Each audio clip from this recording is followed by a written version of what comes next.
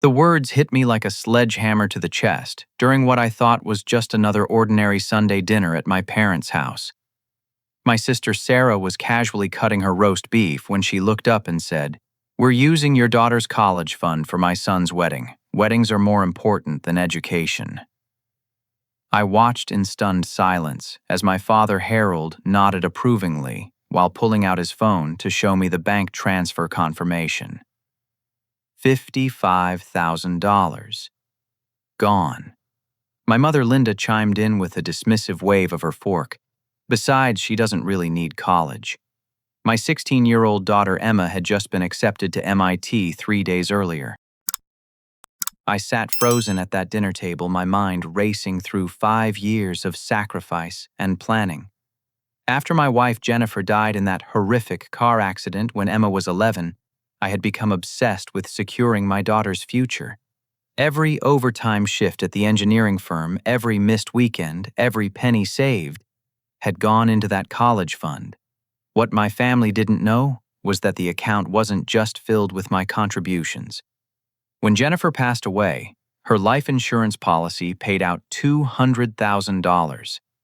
I had put $55,000 of that money specifically into Emma's education fund money that Jennifer had explicitly designated in her will for our daughter's future. The rest went into a trust that my family knew nothing about. I had been adding my own money month after month, building that fund from Jennifer's initial contribution to what I thought was a secure foundation for Emma's dreams. The account was in my name alone. I had learned early in my marriage not to trust my family with financial matters. Sarah had borrowed money from me 6 times over the years and repaid it exactly never. Harold had a tendency to see other people's money as community property when he needed it. Linda had once tried to convince Jennifer to lend her $3,000 for a vacation to Florida, claiming it was an investment in family relationships. But somehow, they had gotten access to my account. As I sat there listening to Sarah explain how Jake's wedding was more important than some silly college dreams, my engineering mind began calculating possibilities. Bank transfers required authorization. Account access required identification. This wasn't some simple family misunderstanding. "How did you access my account?" I asked quietly, my voice barely steady. Harold looked up from his mashed potatoes with the expression of a man who believed he had done nothing wrong.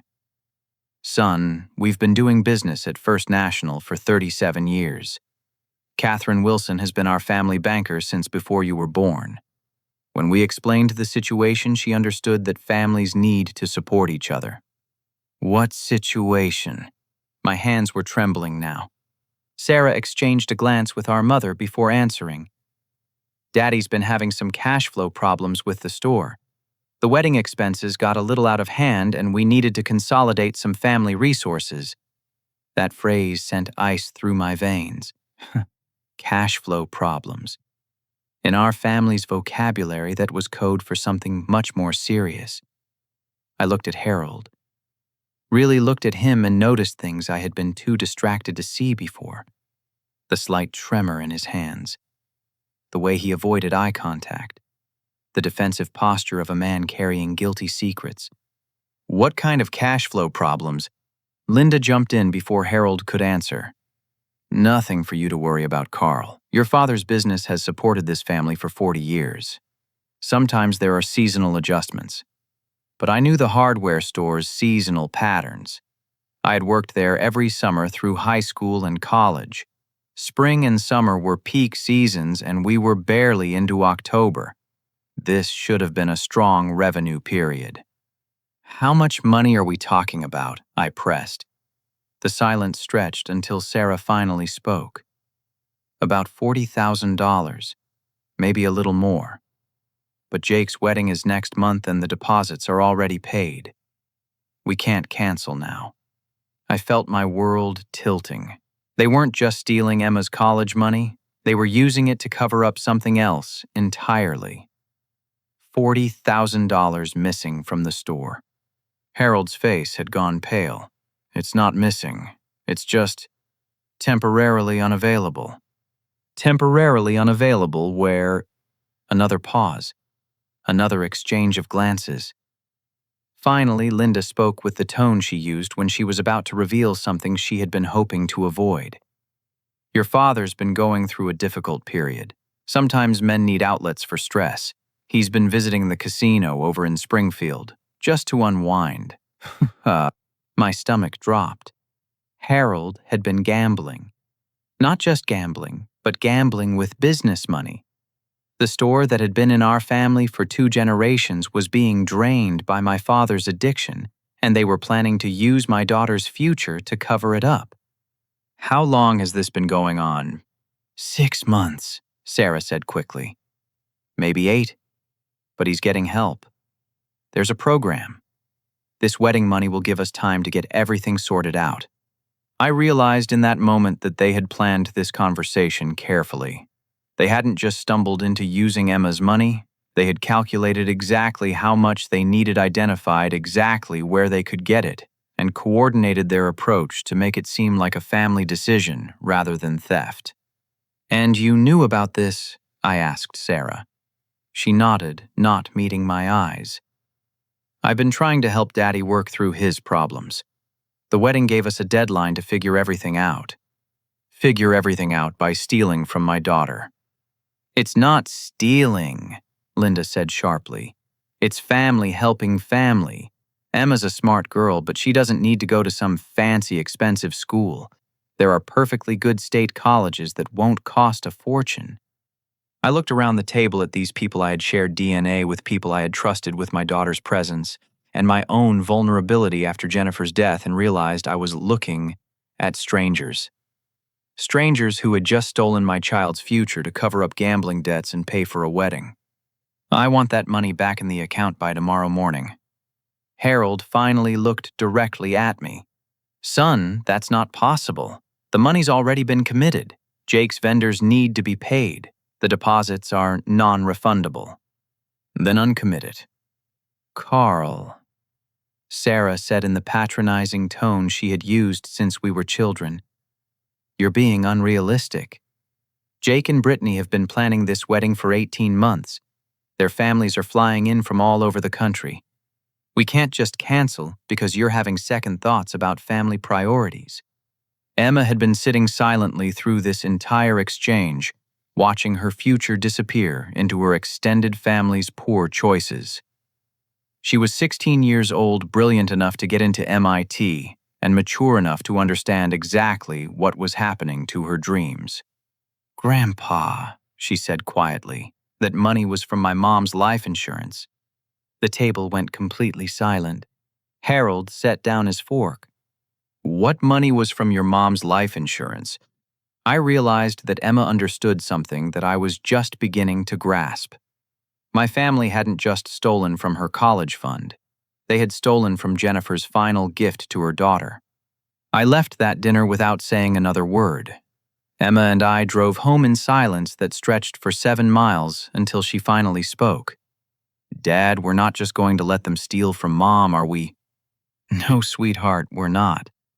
The moment we walked through our front door, I called Marcus Patterson, my friend from college, who had become one of the best financial attorneys in our state. Marcus had helped Jennifer and me set up our wills and trusts after Emma was born, and he knew exactly what that money represented. "Carl, it's Sunday evening. This better be good." "Marcus, someone stole $55,000 from Emma's college fund. Family members, with forged authorization." The line went quiet for a moment, then Marcus's voice became very professional. "Are you certain about the forgery?" "I never authorized any transfer. The account is in my name only. My father somehow convinced our family banker to move the money without my permission. We need to get to that bank first thing tomorrow morning. Don't contact anyone in your family until we understand exactly what happened." Monday morning, Marcus and I arrived at First National Bank at 8:30 sharp. Catherine Wilson had been the branch manager for 15 years, and I had known her since I opened my first checking account at 18. She greeted us with the nervous smile of someone who already knew why we were there. "Carl, I'm sure we can work this out like civilized people." "Catherine, I need to see every document related to that transfer." She led us to her office and pulled out a file that was surprisingly thick for what should have been a simple transaction. Inside were photocopies of identification authorization forms and account access documents. Your father came in with Sarah on Friday afternoon. He had your driver's license number, social security number, and account information. Sarah provided documentation showing family financial power of attorney. Marcus took the papers and examined them carefully. This power of attorney document is dated 3 days ago. Where did it come from? Catherine looked uncomfortable. Sarah said you had signed it during a family meeting about consolidating resources for emergency situations. I've never signed any power of attorney giving Sarah access to my accounts. She also had a notarized letter stating that the money transfer was part of a family investment strategy. Marcus held up the letter, studying the signature line. Catherine, this signature doesn't match Carl's signature on his account documents. I trusted the family relationship. They've been customers here for almost 4 decades.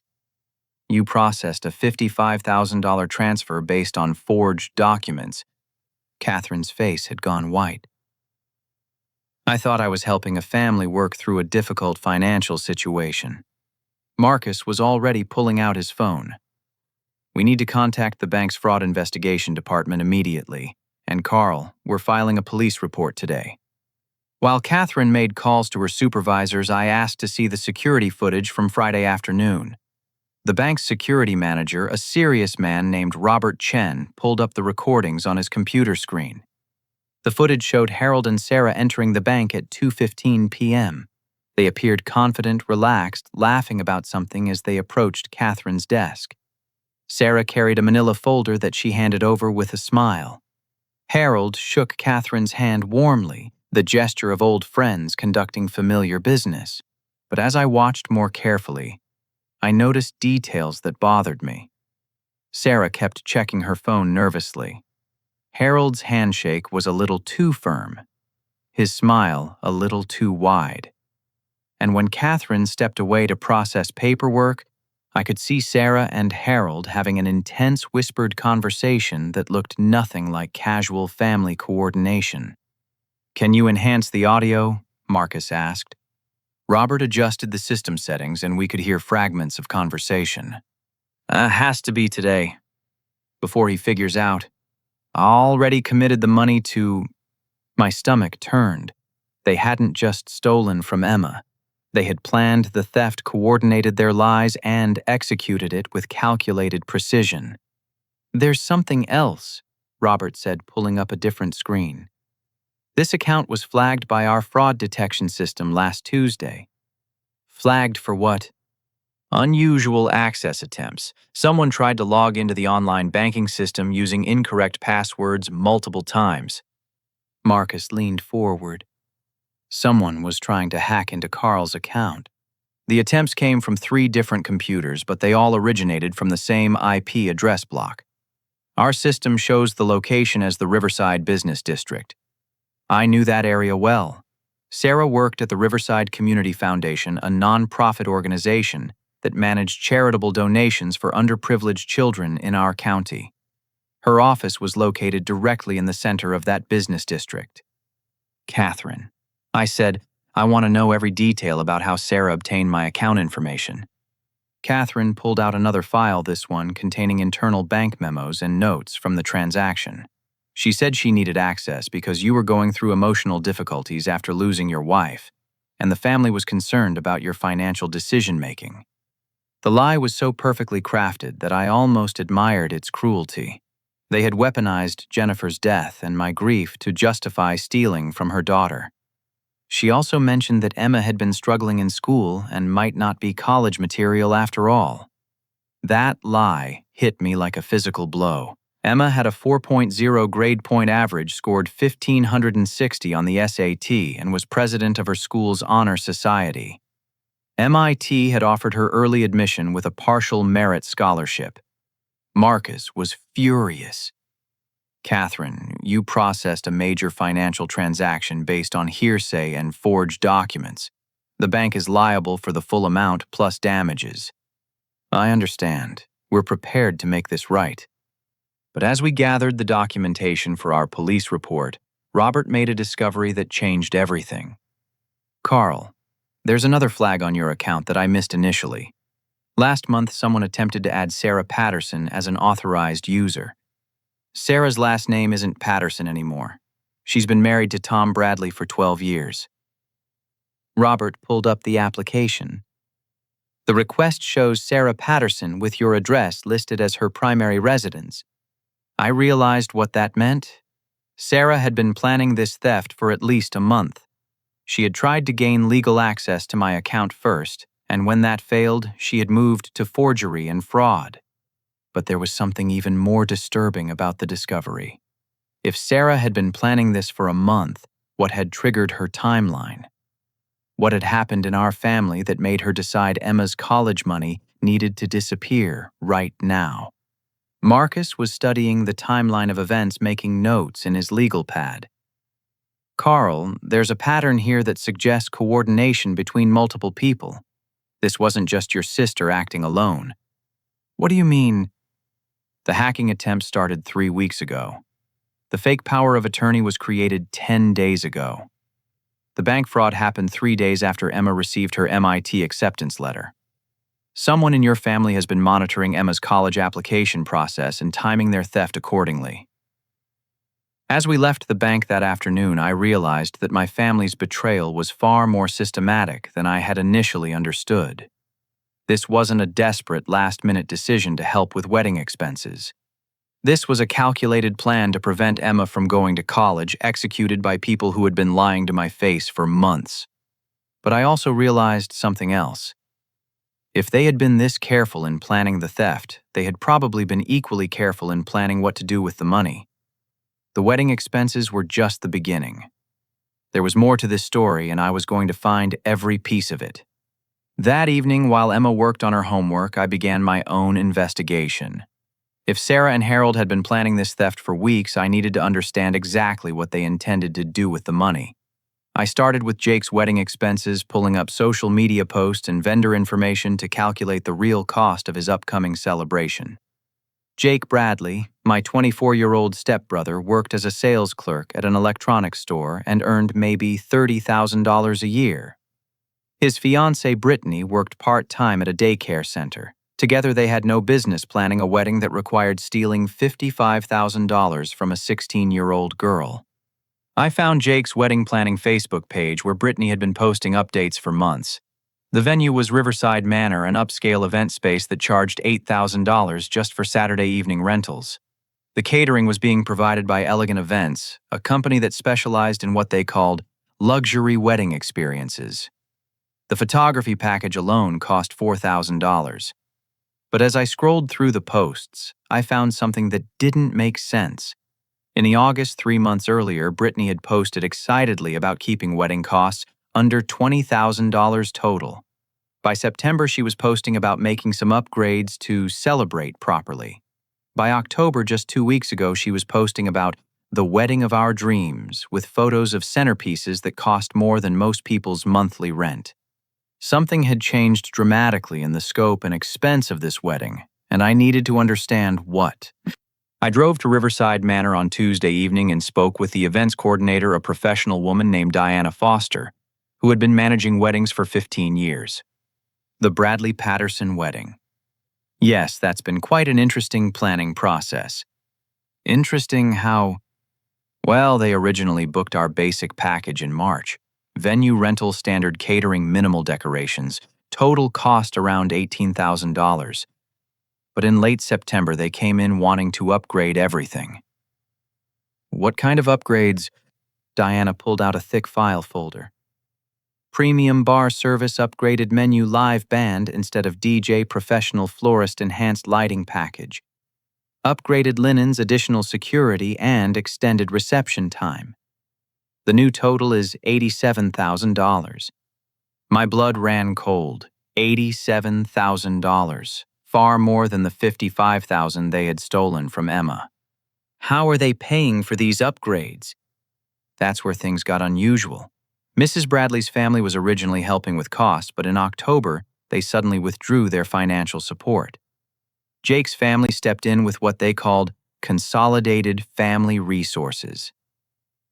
What happened with Brittany's family? Diana looked uncomfortable.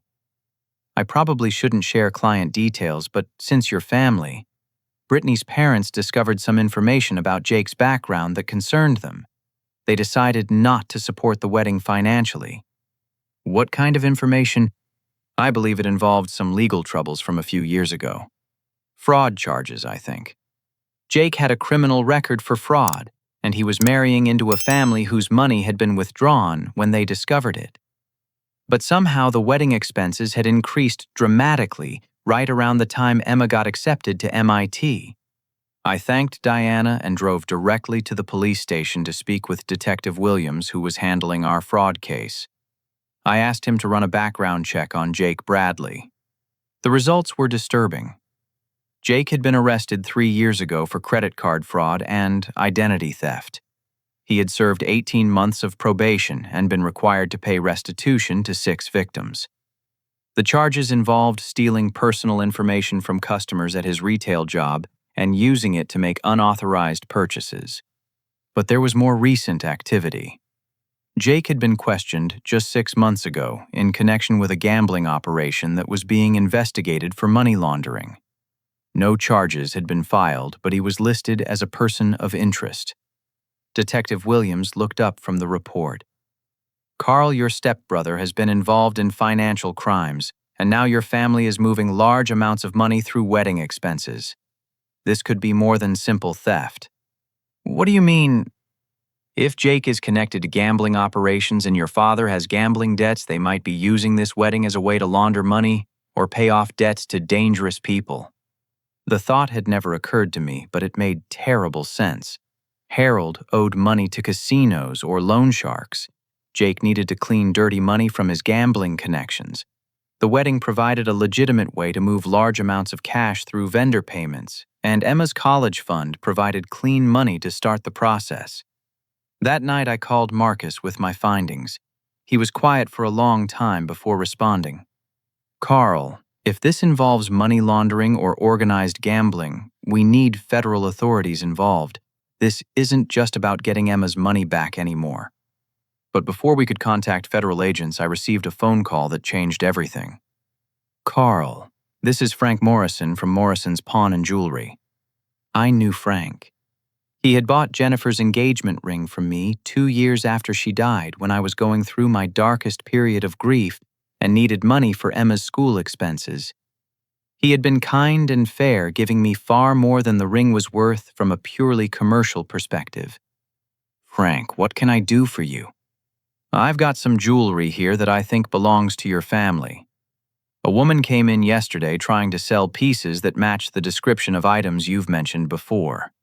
My heart stopped. What kind of jewelry? Jennifer's grandmother's engagement ring, the one with the 3-carat emerald, and a pearl necklace that matches the description of the set you said was staying in the family for Emma. I had never sold Jennifer's grandmother's ring.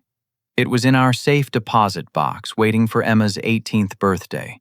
The pearl necklace had been Jennifer's favorite, worn on our wedding day and every anniversary afterward. Frank, I never sold those pieces. I figured as much. The woman who brought them in claimed to be Jennifer's sister, but something felt wrong about the transaction. She was nervous, kept checking her phone, and didn't know basic details about the jewelry's history. What did this woman look like? About 55, gray hair, wearing a red coat with gold buttons. Linda. My mother had stolen Jennifer's jewelry and was selling it to fund Jake's wedding. The betrayal had reached depths I couldn't have imagined. Frank, please don't complete any sales on those items. I'm coming down there immediately. When I arrived at Frank's shop, he handed me a manila envelope containing photographs of the jewelry and copies of the identification Linda had provided. She used a fake ID, Frank said. The picture looked like her, but the name was Jennifer Patterson, and the address was your old house. Linda had created fake identification using Jennifer's name to sell Jennifer's jewelry. She wasn't just stealing from Emma's present. She was stealing from Emma's inheritance and using Jennifer's identity to do it. But the most disturbing detail was yet to come. Frank. What did she say about why she was selling these pieces? She said the family was consolidating assets to pay for medical expenses. Said Emma had been diagnosed with a learning disability and wouldn't be able to handle college, so they were selling family items to pay for special education programs. They weren't just stealing Emma's money and Jennifer's jewelry. They were spreading lies about Emma's intelligence and abilities to justify their theft. They were destroying my daughter's reputation to cover up their crimes. I realized in that moment that this wasn't just about wedding expenses or gambling debts.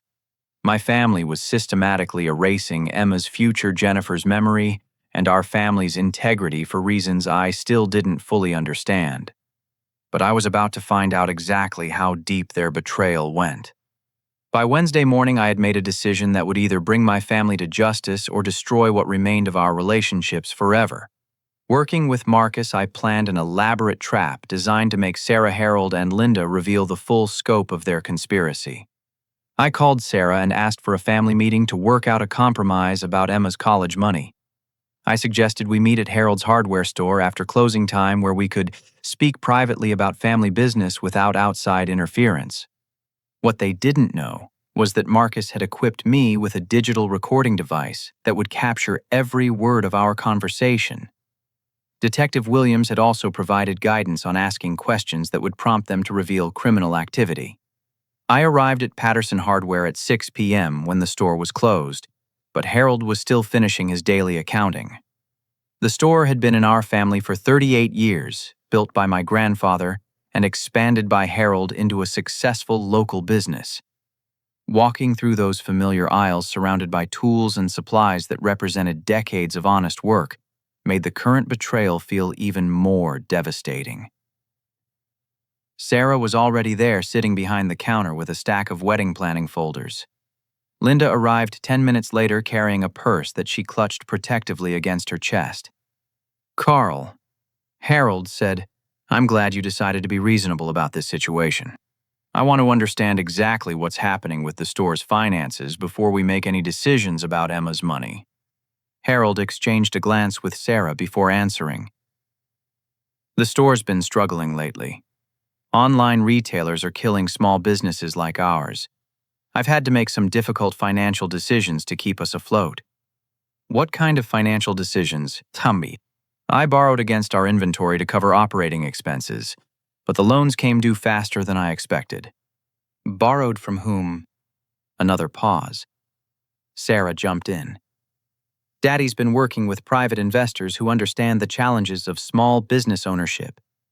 Private investors, in our area that was often code for loan sharks who charged illegal interest rates and used violence to collect debts." "How much money are we talking about?"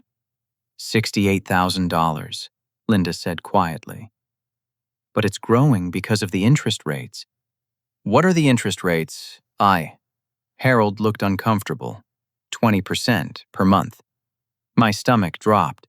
20% monthly interest was 144% annually. Harold hadn't just borrowed from loan sharks, he had borrowed from the kind of people who broke legs when payments were late.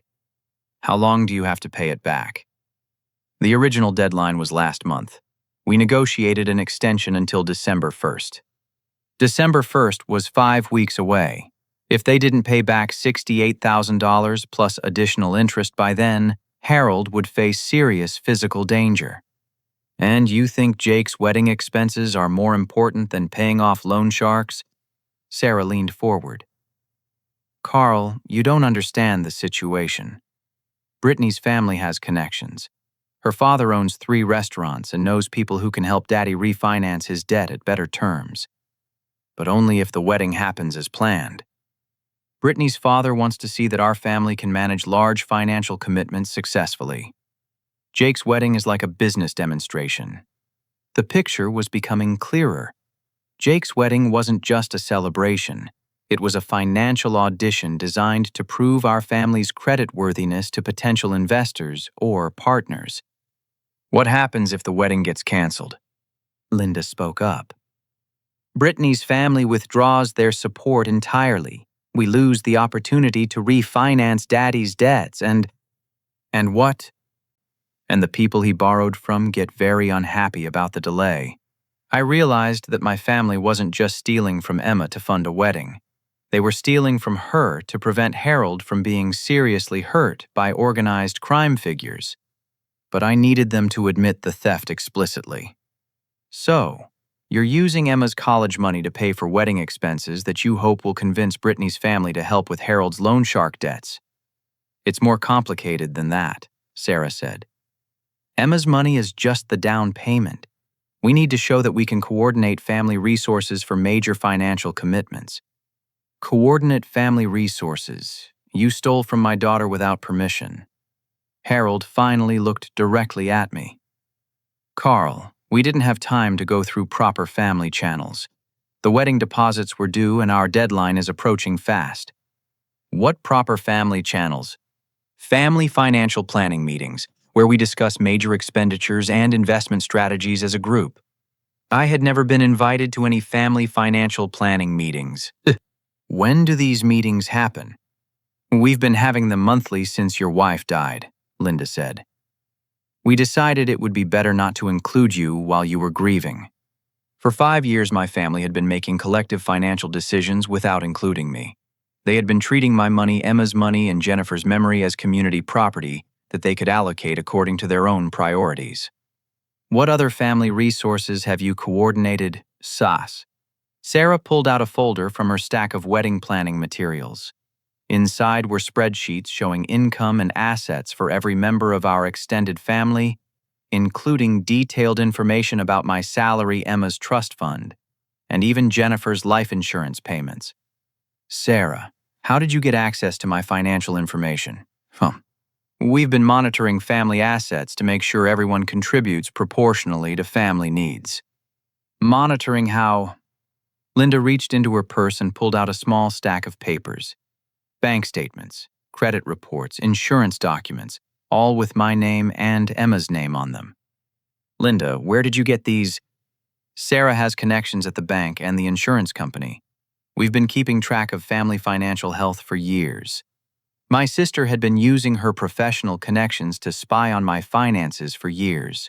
She had access to my account information, my credit history, and Emma's trust fund details long before she decided to steal from us. What other family assets have you been monitoring? Sarah consulted her spreadsheet. Emma's trust fund contains an additional $147,000 that becomes accessible when she turns 18. Your retirement account has grown to $93,000. Jennifer's life insurance created several smaller accounts that will be available for family use eventually. They had been cataloging Emma's inheritance like vultures circling a carcass, planning exactly how to access her money when she reached legal adulthood. Family used that money belongs to Emma. Carl, Linda said in the patronizing tone that had always made my teeth ache. Emma's a sweet girl, but she doesn't understand financial responsibility. That money will be much better managed by adults who know how to make smart investment decisions. Smart investment decisions like paying for Jake's wedding. The wedding is just the first step in a larger financial strategy, Sarah explained. Once we establish strong relationships with Brittany's family business connections, we can develop investment opportunities that benefit everyone. I realized that they weren't just stealing from Emma to solve immediate problems. They were planning to steal her entire inheritance to fund their own business ventures. What kind of investment opportunities? Harold leaned forward eagerly. Brittany's father wants to franchise his restaurant concept. He's looking for investors who can contribute significant capital in exchange for ownership percentages. And you want to invest Emma's inheritance in restaurant franchises. Smas. Emma will benefit from the investment returns, Sarah said. Instead of having her money sit in boring savings accounts, she'll be earning real profits from successful business ventures. Without her permission or knowledge, she's 16 years old, Carl. 16-year-olds don't make major financial decisions. The conversation had revealed everything I needed to know. My family had been systematically planning to steal Emma's entire inheritance. They had been monitoring our finances illegally for years, and they were using wedding expenses to hide their coordination with potentially dangerous business partners.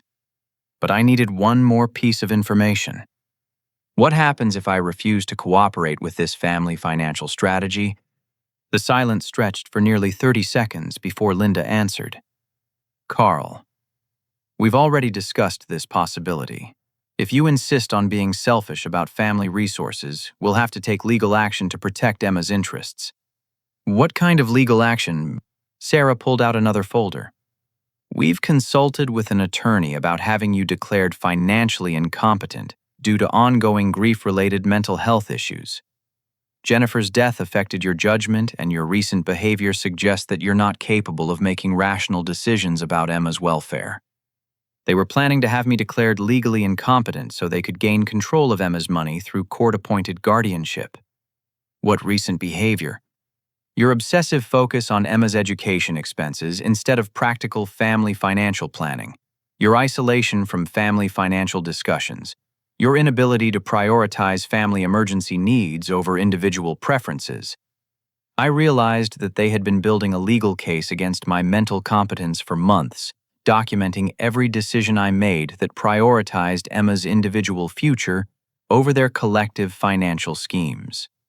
The recording device in my pocket had captured every detail of their conspiracy. But there was one more revelation that would make their betrayal complete. Who else knows about these family financial strategies?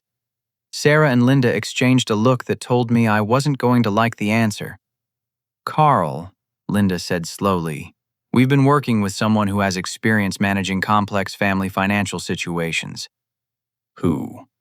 Jake's been helping us understand investment opportunities and legal procedures. He has experience with financial planning from his previous work.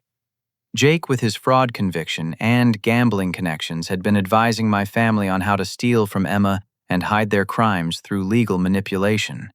I had heard enough. My family wasn't just stealing from my daughter, they were planning to destroy my parental rights, steal her entire inheritance, and use her money to fund business ventures with criminals. But they had made one critical mistake. They had confessed everything while being recorded by someone who was about to bring their entire conspiracy crashing down around them. Thursday morning, Marcus and I walked into FBI headquarters with enough evidence to bring down a small criminal enterprise. The recordings from the hardware store meeting combined with the bank fraud documentation and Jake's criminal history painted a picture of systematic financial crimes involving multiple perpetrators. FBI agent Rodriguez specialized in family financial fraud cases, and she listened to our evidence with the focused attention of someone who had seen similar patterns before. Mr. Patterson, your family's activities constitute multiple federal crimes: bank fraud, identity theft, money laundering, conspiracy to commit fraud, and attempted guardianship fraud. We're talking about serious prison time for multiple people. I just want my daughter's money back and these people away from our lives. That's going to happen. But we need to move carefully to catch everyone involved and prevent them from destroying evidence or fleeing. Agent Rodriguez explained that they would coordinate arrests to happen simultaneously, preventing any family member from warning the others. They would also freeze all assets connected to the wedding expenses and Harold's business accounts. Agent Rodriguez, there's something else. My mother has been selling family jewelry using fake identification. She's impersonating my deceased wife. Identity theft of a deceased person is a separate federal crime. We'll add that to the charges. By Friday afternoon, everything was in place. FBI agents would arrest Sarah at her workplace, Harold at the hardware store, and Linda at home. Local police would coordinate with federal agents to ensure that no evidence was destroyed. I was at work when Marcus called me at 2:30 p.m. Carl, it's done. Sarah was arrested at the Riverside Community Foundation an hour ago. Harold was taken into custody at his store. Linda was arrested at your parents' house. What about Jake? That's where things got interesting. When FBI agents arrived at Jake's apartment, they found evidence of an illegal gambling operation. He was running bookmaking activities from his home, taking bets on college basketball games, and processing payments through online accounts. Jake's wedding wasn't just being funded by stolen money, It was being used to launder profits from his gambling operation, which explained why the expenses had increased so dramatically. Agent Rodriguez also discovered that Jake has been working with organized crime figures who control gambling in 3 counties. Your father's loan shark debts weren't accidental. Jake introduced Harold to the people he owed money to. The picture was finally complete.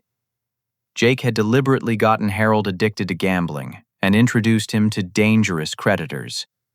When Harold couldn't pay his debts, Jake proposed using family money to solve the problem while simultaneously funding his own wedding and money laundering operation. Marcus, this means Jake orchestrated the entire conspiracy. It gets worse. The FBI found text messages between Jake and Sarah dating back 6 months. They've been planning to steal Emma's entire inheritance since she started applying to colleges.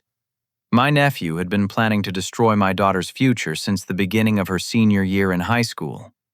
But the FBI's investigation revealed something even more disturbing. Carl Sarah has been embezzling from the Riverside Community Foundation for 8 months. She's stolen over $30,000 from charitable donations meant for underprivileged children. My sister had been stealing from charity organizations that helped poor children while simultaneously stealing from her own niece's education fund. How much money are we talking about total? Between the charity embezzlement, your daughter's college fund, the jewelry theft, and Jake's gambling operation, we're looking at approximately $120,000 in stolen money. Agent Rodriguez called me that evening with updates on the arrests. Sarah confessed immediately and is cooperating with our investigation. She's provided detailed information about the conspiracy and evidence of Jake's gambling operation. What about Harold and Linda? Your father is claiming he was manipulated by Jake and didn't understand the legal implications of his actions. Your mother is refusing to cooperate and insists that she was protecting family assets. What happens next? Sarah will likely receive a reduced sentence in exchange for her cooperation. She's facing 2 years in federal prison for embezzlement and fraud. Harold will probably get 18 months for bank fraud and money laundering. Linda could receive probation if she agrees to testify against Jake. And Jake's facing the most serious charges: organized gambling, money laundering conspiracy to commit fraud and racketeering. He could receive 8 to 12 years in federal prison. That evening, I sat down with Emma to explain what had happened to our family. Dad. I knew something was wrong when Grandpa started asking detailed questions about my college applications, but I never imagined they were planning to steal my money. Emma, I'm sorry you had to see our family destroy itself like this. Dad, they weren't really our family anymore. Real family members don't steal from children to pay for weddings. My 16-year-old daughter had more wisdom and emotional maturity than the adults who had raised me. But our ordeal wasn't over yet. On Saturday morning, I received a phone call that proved my family's capacity for betrayal had no limits. Mr. Patterson, this is Principal Anderson at Emma's school. Is everything all right? We had an unusual visit yesterday afternoon. Your mother came to the school claiming that you had asked her to speak with Emma about changing her college plans. My blood ran cold. What did she want to speak with Emma about us? She claimed that Emma had been accepted to MIT under false pretenses and that the family was concerned about her ability to handle college-level academics. She suggested that Emma should consider withdrawing her application to avoid future disappointment. Linda had gone to Emma's school after being arrested and released on bail, attempting to convince my daughter that she wasn't smart enough for MIT. Principal Anderson, my mother was arrested by the FBI yesterday for financial crimes. She has no authority to speak for me or Emma. I suspected something was wrong. Emma's academic record speaks for itself, but I wanted you to know that your mother seemed determined to convince Emma that college wasn't appropriate for her. I realized that even after being arrested, even after their conspiracy had been exposed, my family was still trying to destroy Emma's confidence and future. But they had underestimated my daughter's intelligence and strength. Principal Anderson, what did Emma say when my mother spoke with her?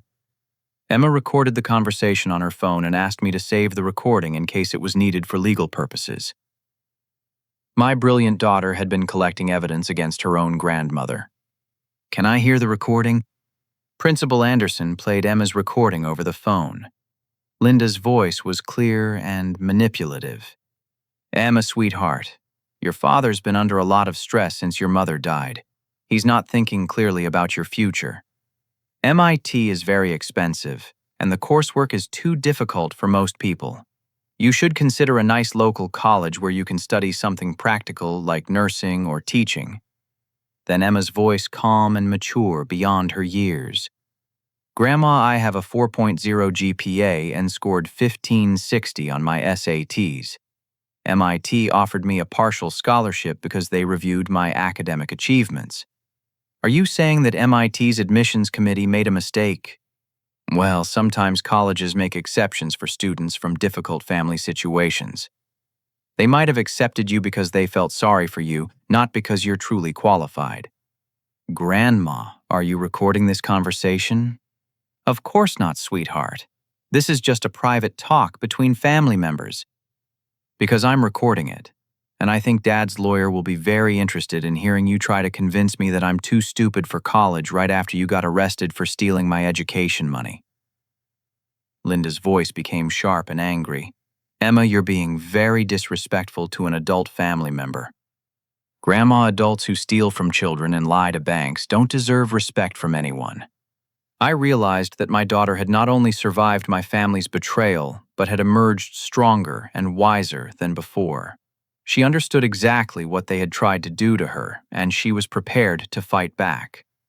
The recording became the final piece of evidence that sealed my family's fate. Linda's attempt to manipulate Emma after being arrested demonstrated that their criminal behavior was ongoing and intentional. Agent Rodriguez was delighted with Emma's evidence. "Your daughter's recording proves that this wasn't just financial crime. It was psychological abuse designed to destroy a child's self-confidence and future opportunities. But the most important consequence of Emma's recording was personal rather than legal. Dad." Emma said that evening, "I understand now that some people will try to destroy your dreams because they're jealous of your potential. But I also understand that the people who really love you will fight to protect your future." My daughter had learned the most important lesson of her young life, that she was strong enough to defend herself against anyone who tried to diminish her worth or limit her possibilities. The next 3 weeks brought a cascade of consequences that dismantled everything my family had built over decades of hard work and community respect. The local newspaper picked up the story of Sarah's charity embezzlement, and the headline, "Local nonprofit manager arrested for stealing from Children's Fund," destroyed our family's reputation in a town where the Patterson name had been synonymous with honest business for nearly 40 years. Patterson Hardware. The store that had supported our family since my grandfather started it in 1985 was seized by federal investigators as evidence in the money laundering case. Harold's business license was suspended. His assets were frozen, and his customers began taking their business to the new Home Depot that had opened across town. The irony was devastating. Harold had borrowed money from loan sharks because he was afraid of losing the store to big box competition. His crimes to save the business had resulted in losing it entirely. Sarah lost her job at the Riverside Community Foundation immediately, and the organization issued a public statement distancing themselves from her actions. The $30,000 she had stolen was money that had been raised specifically to provide college scholarships for underprivileged children in our county. She was stealing college money from poor kids to help steal college money from her own niece. Marcus observed with disgust. But the most dramatic collapse involved Jake's wedding plans. When Brittany's family learned about the arrests and the source of their wedding funding, they not only withdrew their financial support, but also pressured Brittany to cancel the engagement entirely. Brittany called me on Tuesday evening crying and confused. "Carl, I had no idea about any of this. Jake told me his family was successful and financially stable. I never would have agreed to such an expensive wedding if I'd known the money was stolen." "Brittany, what did Jake tell you about his criminal record?" "He said he made some mistakes when he was younger, but that he'd learned from them and was completely legitimate now." I believed him because your family seemed to support him. My family's reputation for honesty had been used to cover up Jake's ongoing criminal activities. Brittany, what are you going to do about the wedding? We canceled everything yesterday. The vendors are keeping the deposits, but we can't go through with a ceremony that was funded by stealing from a 16-year-old girl. 3 days later, I received a call from Diana Foster at Riverside Manor. Mr. Patterson, I wanted you to know that we're donating the Bradley Patterson wedding deposits to Emma's college fund. When we learned how the wedding was being funded, our entire staff was horrified. We can't keep money that was stolen from a child's education. Other wedding vendors followed the same pattern. The photographer, the caterer, and the florist all returned their deposits, refusing to profit from crime. By the end of the week, nearly $18,000 had been recovered from canceled wedding expenses. But the personal consequences for my family members were far more severe than the financial losses. Linda, released on bail pending trial, was evicted from the family home when Harold's assets were frozen. She moved into a small apartment across town and began working at a grocery store to pay for basic living expenses. The woman who had spent 5 years telling me that Emma didn't need expensive education was now working minimum wage retail to survive. Harold, also on bail, moved in with his brother Frank, sleeping on a couch and working part-time at Frank's auto repair shop. The man who had owned a successful business for 22 years was now changing oil and rotating tires for $12 an hour. Sarah, facing the most serious immediate consequences, was fired from her position and blacklisted from nonprofit work throughout our state. Organizations that helped vulnerable populations couldn't afford to employ someone who had stolen from children. But Jake faced the most dramatic downfall. The FBI's investigation of his gambling operation revealed connections to organized crime figures in 3 states. He wasn't just taking local bets on college basketball games, he was part of a regional network that laundered money through fake business transactions and used violence to collect debts. When federal agents raided his apartment, they found $47,000 in cash-detailed records of betting operations and communications with known criminals. Jake had been living a double life, presenting himself as a struggling retail worker, while actually managing significant illegal gambling profits. The trial preparation revealed that Jake had been manipulating our entire family for over a year, identifying Harold's vulnerability to gambling addiction and systematically encouraging it. He had introduced Harold to the loan sharks, suggested using family money to solve the debt problems, and coordinated the theft of Emma's college fund. Jake was the architect of the entire conspiracy, Agent Rodriguez explained. He used your family's trust and financial resources to fund his criminal operations while making them believe they were solving legitimate family problems. My nephew had coldly calculated how to destroy his own family for personal profit. But perhaps the most crushing revelation came during Sarah's debriefing with federal investigators. Mr. Patterson, Agent Rodriguez said during our final evidence review meeting, your sister provided information about family financial discussions that you weren't aware of. What kind of discussions? For the past 2 years, your family has been planning to gain legal control of Emma's inheritance by having you declared mentally incompetent. They've been documenting your behavior, consulting with attorneys, and building a case to convince a judge that you're unfit to manage your daughter's financial future. My family had been planning to steal my parental rights for 2 years, systematically preparing to convince a court that grief had made me incapable of protecting my own child. They've been recording phone conversations, saving text messages, and collecting statements from community members about your emotional state since Jennifer's death. I realized that every family gathering, every phone call, every interaction with my parents and sister had been a form of surveillance designed to build a legal case against my competence. Agent Rodriguez, what would have happened if their plan had succeeded? Emma would have become a ward of the court with her financial assets managed by a court-appointed guardian. Your family had already identified a lawyer who would petition to be appointed as that guardian. My daughter would have lost both her money and her father, becoming completely dependent on the people who had stolen from her. But their plan had a fatal flaw that exposed the entirety of their deception. The lawyer they were planning to work with is named Mitchell Reynolds. He specializes in elder abuse and family financial exploitation cases. What your family didn't realize is that Mr. Reynolds is completely legitimate and would never have participated in their scheme. What does that mean? When we contacted Mr. Reynolds as part of our investigation, he was horrified to learn that his name had been used in connection with your family's planning. He immediately provided us with recordings of his conversations with Sarah, where she attempted to hire him to initiate guardianship proceedings against you. My sister had been so confident in her conspiracy that she had approached a legitimate attorney and openly discussed her plans to steal from Emma through fraudulent legal proceedings. Mr. Reynolds recorded those conversations because he suspected criminal activity and was planning to report your sister to the authorities himself.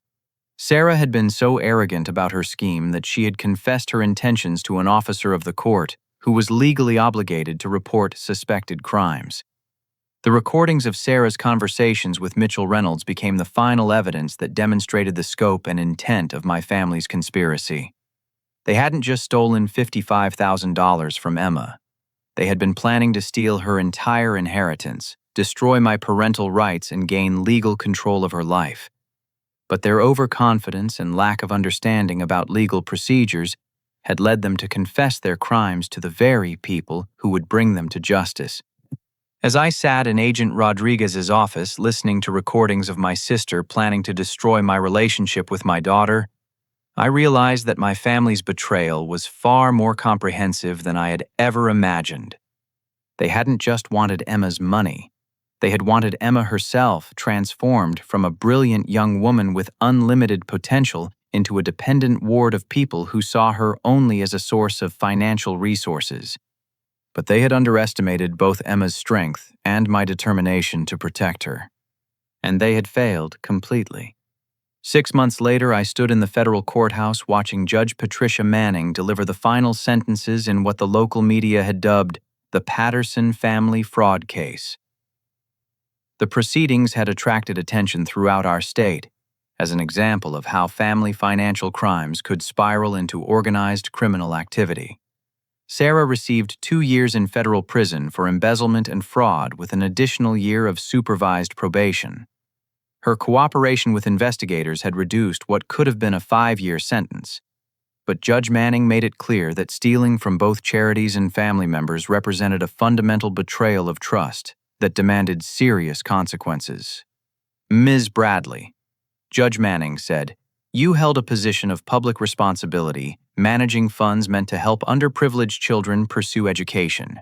Your decision to steal from those children while simultaneously stealing from your own niece demonstrates a pattern of behavior that strikes at the heart of community trust. Harold received 18 months in federal prison for bank fraud and money laundering, along with permanent prohibition from operating any financial institution accounts without court supervision. At 63 years old, he would spend his retirement years rebuilding a life destroyed by gambling addiction and criminal choices. Linda received 12 months of probation, 200 hours of community service and restitution requirements, but avoided prison time in exchange for her testimony against Jake. However, she was also subject to a permanent restraining order, preventing any contact with Emma or interference in her education. Jake received the harshest sentence, 8 years in federal prison for racketeering money, laundering organized gambling, and conspiracy to commit fraud. At 24, he would spend his prime adult years in federal custody, paying for his decision to manipulate his own family into funding criminal enterprises. But the legal resolution was only the beginning of our real recovery. The court ordered full restitution totaling $125,000, combining the stolen college fund, the embezzled charity money, the value of Jennifer's stolen jewelry, and additional damages for emotional distress. Emma's college account was restored to its original balance, plus interest and court-ordered penalties. However, the most important discovery came 3 weeks after the sentencing, when I received a call from Patricia Wells, an attorney I had never heard of before. Mr. Patterson, I've been handling some estate matters for your late wife, and recent events have prompted me to contact you about additional assets that Jennifer established for Emma's education. Additional assets. When Jennifer updated her will after Emma was born, she created a secondary education fund through a separate life insurance policy that was specifically designed to remain confidential until Emma reached college age. Jennifer, in her infinite wisdom and love, had created a backup plan that protected Emma's future even from potential family interference. The fund currently contains $93,000, which was Jennifer's way of ensuring that Emma would have educational opportunities regardless of any family financial difficulties.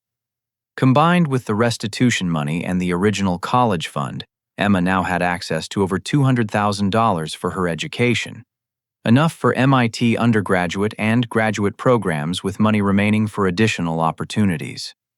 Mr. Patterson, your wife, was remarkably thoughtful about protecting Emma's future.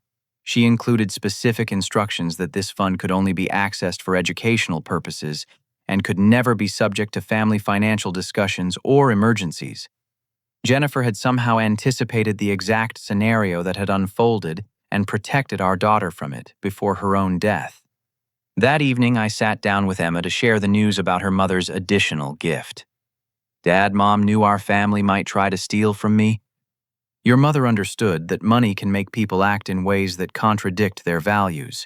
She wanted to make sure you had opportunities regardless of what happened to our family relationships. So, everything that happened actually made me better off financially than I would have been otherwise. I realized that Emma was right. My family's betrayal had triggered investigations that revealed resources we never knew existed, legal protections we hadn't understood, and community support we hadn't expected.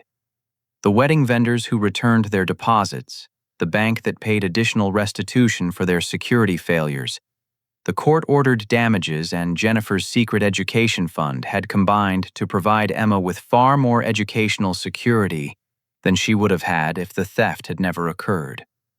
Emma, sometimes the worst things people do to hurt us end up revealing strength and resources we didn't know we had. 6 months later, Emma started her freshman year at MIT with full financial security and the knowledge that she had survived the worst betrayal imaginable and emerged stronger than before. Her first semester grades were perfect, and her professors consistently commented on her maturity, resilience, and determination. The brilliant girl who had been told she didn't need college was thriving in one of the world's most demanding academic environments. I received regular updates from her academic advisor, Dr. James Foster, who told me that Emma's background had made her particularly empathetic toward other students facing family financial difficulties. Emma has started a peer support group for students whose families don't support their educational goals, Dr. Foster explained. She's helping other young people understand that their worth isn't determined by their family's opinion of their potential. My daughter had transformed her experience of betrayal into a source of strength for other students facing similar challenges. But perhaps the most meaningful resolution came during Emma's second semester when she called me with news about her work-study program. Dad, I'm working with a professor who studies financial crimes against vulnerable populations. We're researching family financial abuse patterns and developing resources to help people recognize and respond to theft from relatives. Emma had chosen to dedicate part of her academic career to protecting other families from experiencing what we had endured. The professor says that family financial crimes often target children's education funds because those accounts represent long-term vulnerability. But she also says that families who successfully fight back often become stronger and more resilient than they were before the crimes occurred. As I listened to my daughter describe her research into the very crimes that had been committed against her, I realized that she had achieved something remarkable.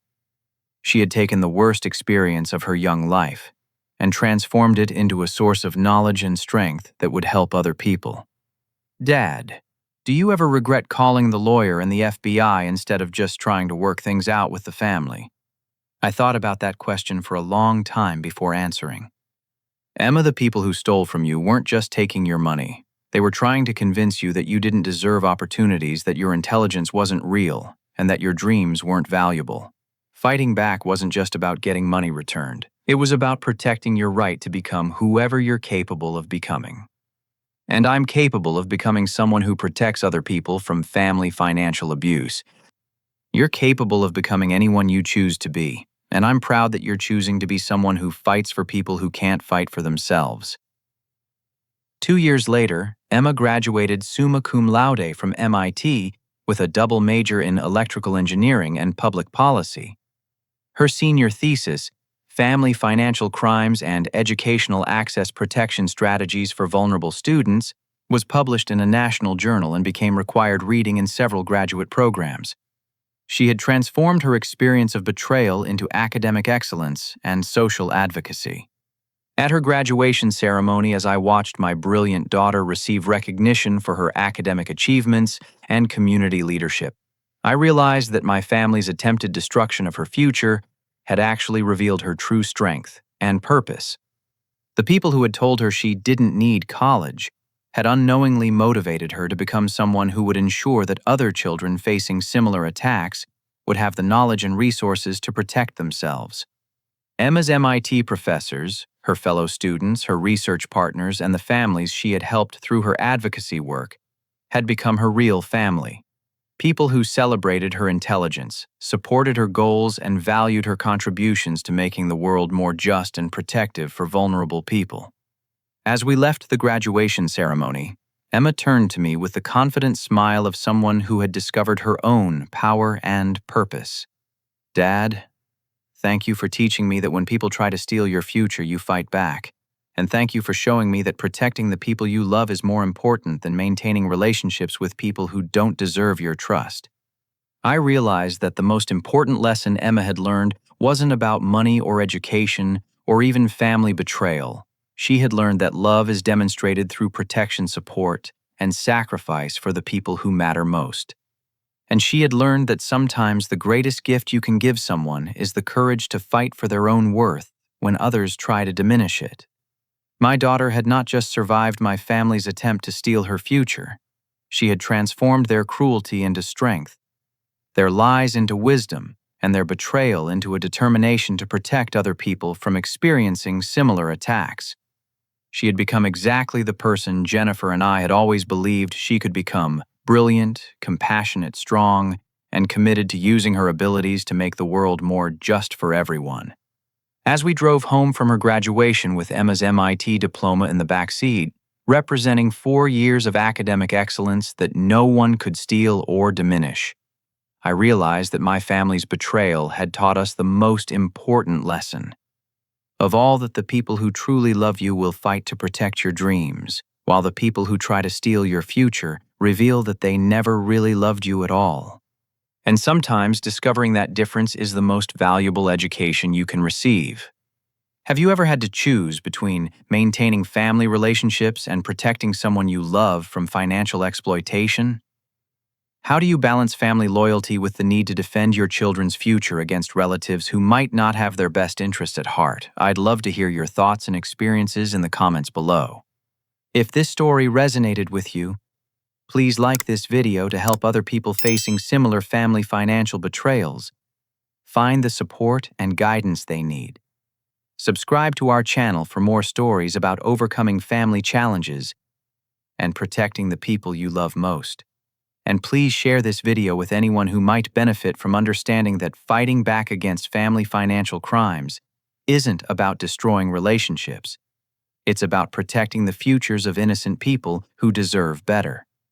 Thank you for taking this journey with me and Emma. Remember that your worth isn't determined by your family's opinion of your potential, and your dreams deserve protection from anyone who tries to diminish them. Even people who share your DNA. Stay strong. Fight for what's right, and never let anyone convince you that you don't deserve the opportunities you've earned through your own hard work and dedication.